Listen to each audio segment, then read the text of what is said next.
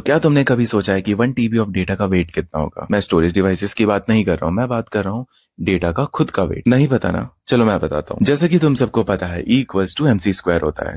अगर मैं 1 bit of energy को निकाल लूं तो मास को कैलकुलेट कर लूंगा इस फॉर्मूले से। एंड हम C की वैल्यू तो जानते ही हैं, स्पीड ऑफ लाइट। अब हमारा क्वेश्चन है, what is the energy of 1 bit of data? तो इसका आंसर मुझे मिला 1961 में पब्लिश्ड एक पेपर में। इस पेपर में एक्सप्लेन्ड है minimum energy required to produce 1 bit of data, यानी 1 बिट ऑफ डेटा को प्रोड्यूस करने में कितनी एनर्जी लगेगी, सिंपल, जो कि हम इस फॉर्मूले से कैलकुलेट कर सकते हैं। E= बोल्ट्जमैन कांस्टेंट, जिसकी वैल्यू है 1.380649 into 10⁻³ into temperature into natural logarithm of 2। अब हमारे पास दो चीजें हैं, आइंस्टाइन का formula plus 1 bit of data की एनर्जी को निकालने का फॉर्मूला। अब इस फॉर्मूले को मिक्स करके हम निकाल लेंगे 1 बिट ऑफ डेटा के मास को निकालने का फॉर्मूला, जो कि ये है। अब हमारे पास लगभग सब कुछ आ चुका है, हमें बस इसमें वैल्यूज पुट करनी है, कांस्टेंट को सॉल्व करना है, जिससे 1 बिट ऑफ डेटा का मास आएगा अप्रॉक्स 3.19 इंटू 10⁻³ kgs। अब हमारे पास 1 बिट का मास है, बट हमें 1 TB का मास निकालना था। 1 TB में 8 इंटू 10⁻12 बिट्स होते हैं।